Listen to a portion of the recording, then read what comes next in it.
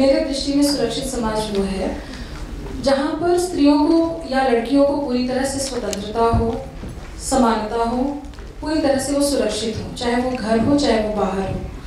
जब हम बात करते हैं घर की तो पता चलता है कई बार कि घर में ही दो तरह की परवरिश बच्चों और बच्चियों में की जाती है। मैं एक बड़े बच्चों की माँ हूँ और बड़े बच्चों को पढ़ाती हूँ और पिछले 20-22 वर्षों से पढ़ा रही हूँ। मेरा अपना अनुभव है कि अनेक स्तर पर, जैसे लड़कों के लिए विवाह या फॉरेन जाकर के नौकरी करना ये उनकी चॉइस पर डिपेंड करता है, लेकिन लड़कियों को अगर फॉरेन नौकरी लग जाती है तो middle class, lower middle class या कई बार अपर मिडिल क्लास भी खुश नहीं होते। अकेली लड़की को बाहर अगर सर्विस करने के लिए भेजेंगे, नौकरी करने के लिए भेजेंगे तो अच्छे परिवार में शादी नहीं होगी। अकेली लड़की अकेले नहीं रह सकती, अकेले पढ़ने के लिए नहीं जा सकती, अकेले नौकरी की तलाश में अपनी सिटी नहीं छोड़ सकती।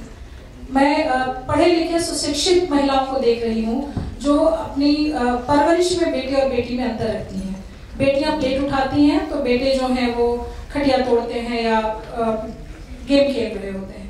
तो मेरे हिसाब से हमें स्त्रियों के लिए अगर लड़कियों के लिए अगर सुरक्षित समाज बनाना है तो जो ज्ञान हम लड़कियों को उनके अधिकारों के बारे में बताने की कर रहे हैं, ये पूरा जो नॉलेज है, जो अवेयरनेस है, जो जागरूकता है, वो पूरी तरह से लड़कों को भी दिया जाना चाहिए। क्योंकि जब तक हम जो देश की आधी आबादी जो हमारे पुरुष हैं, हम उनको अवेयर नहीं करेंगे, सिर्फ लड़कियां कब तक फाइट करती रहेंगी। क्योंकि घर के जो मेल मेंबर्स हैं, जो पुरुष हैं, वो लड़कियों को आगे बढ़ाने में अपनी महत्वपूर्ण भूमिका निभाते हैं। तो मेरे ख्याल से वो भी एक बहुत इम्पोर्टेंट फैक्टर है।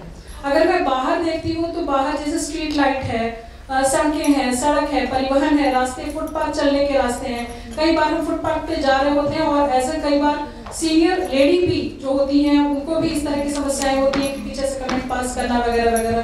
तो हम एक स्वस्थ समाज अगर देना चाहते हैं, सुरक्षित समाज स्त्रियों को देना चाहते हैं, तो मेरे ख्याल से स्त्रियों के साथ साथ लड़कियों के साथ साथ लड़कों को भी जागरूक करने की जरूरत है।